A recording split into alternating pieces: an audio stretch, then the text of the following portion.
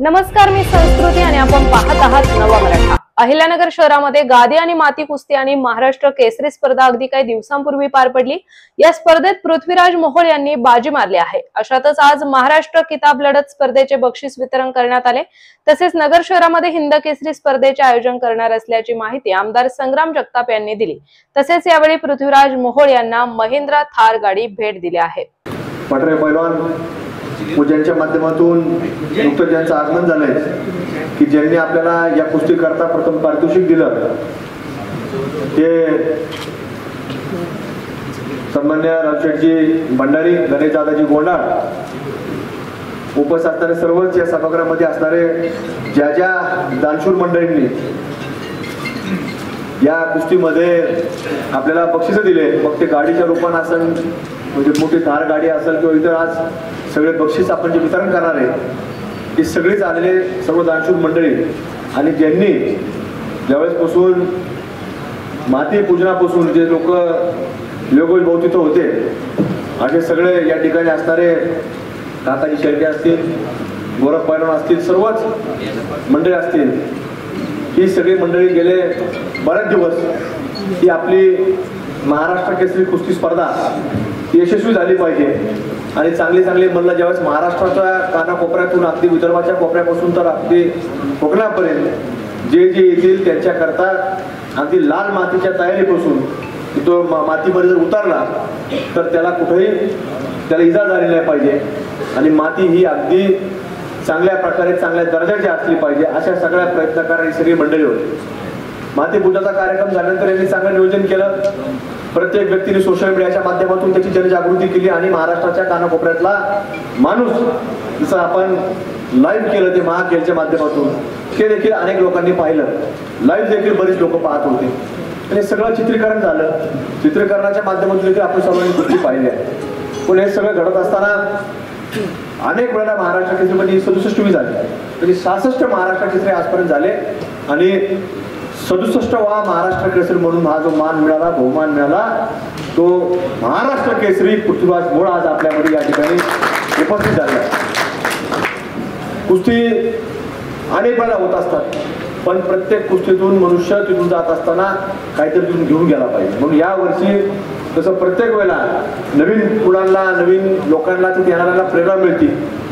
जो प्रेक्षक वर्ग येतो तो प्रेक्षक पाहतो, पाहिल्यानंतर बरेच लोक त्याच्यातून प्रेरणा घेऊन बाहेर जात असतात। जरी तो पैलवान नाही झाला पण त्याच्या काही चुकीच्या गोष्टी घडत असतील, चुकीच्या काही गोष्टी त्याला व्यस्त असतील, त्याच्यात निश्चित काही लोक बदललेले देखील आम्हाला पाहायला मिळतं। तसं अनेक लोक सांगतात की आम्ही या वर्षी महाराष्ट्र केसरीला इथं गेलतो, तिथं गेलतो, ते पाहिल्यानंतर आम्हाला त्याच्यातनं प्रेरणा मिळाली आणि आम्ही आता या गोष्टी बसून बाजूला धरल्या। आणि मग कुस्ती फक्त खेळण्यापुरतं नाही, महाराष्ट्र केसरीमध्ये पाहण्याकरता आला प्रेक्षक बघा, जरी प्रेक्षक असला तरी ते बरेच लोक तुम्ही चांगला विचार घेऊन जातात आणि त्यामुळं या महाराष्ट्र केसरीचं ते वैशिष्ट्य आहे आणि म्हणून या महाराष्ट्र केसरीमध्ये 67 वर्षामध्ये ती परंपरा देखील आहे की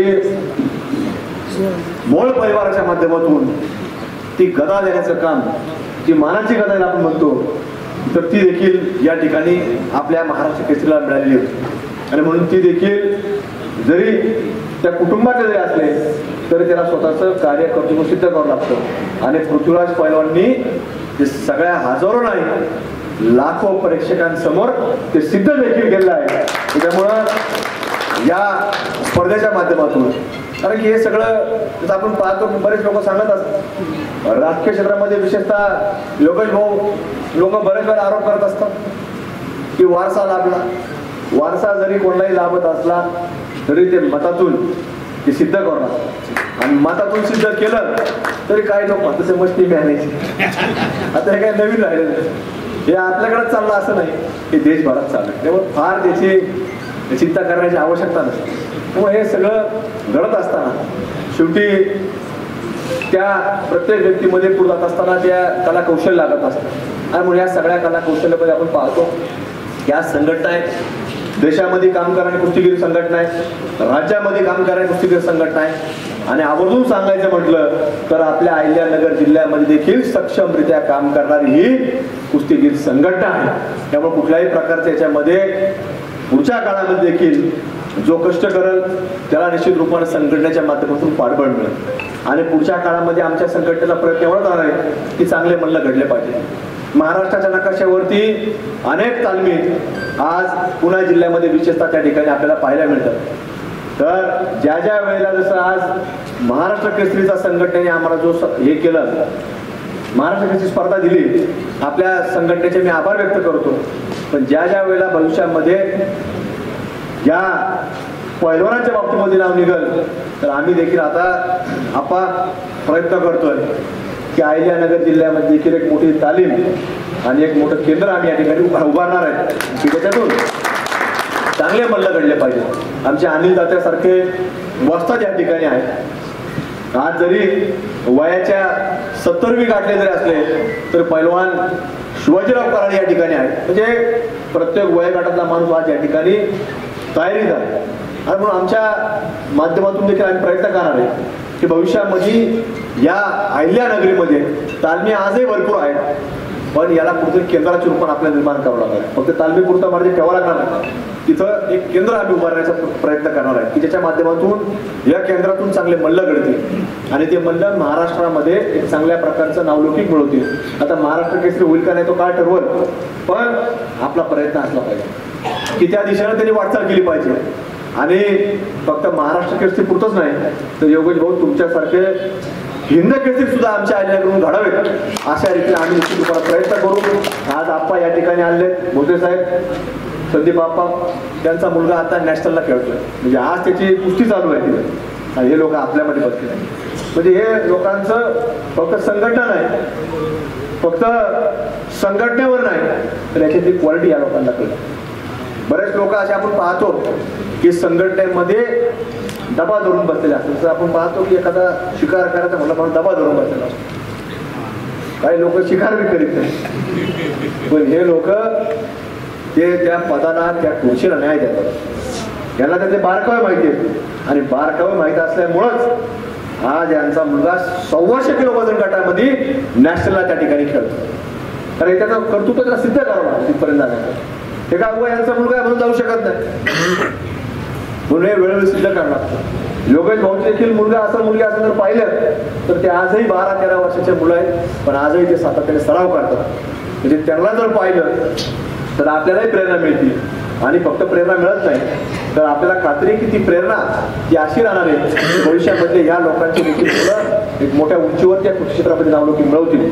पण त्याच्यात ही सगळी संघटना पुढे जाण्याकरता देखील मदत होणार आहे. आणि संघटना पुढे जाणं फार महत्वाचं असतं. कुठलीही संघटना असो त्याला एक विचार लागतो आणि तो विचार फक्त त्या क्षेत्रापुरता चांगलं काम करण्याचा विचार असला पाहिजे. ती क्वालिटी या संघटनेमध्ये या लोकांच्या माध्यमातून आपल्याला सातत्याने पाहायला मिळते.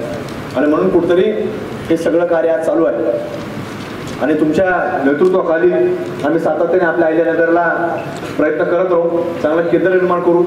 आज पैलवान पृथ्वीराज मोहोळ या ठिकाणी आले आहेत, त्यांना आज आपल्या माध्यमातून हे रावशेठ भंडारी या ठिकाणी आले, त्यांच्या माध्यमातून त्या गाडीचं पारितोषिक आपल्याला मिळालं आहे. आणि निश्चित रूपानं एक चांगल्या रीतीनं राज्यातले अनेक दिग्गज मंडळी या लाल मातीमध्ये आपल्या वाड्यापार क्रीडा संकुलामध्ये आली.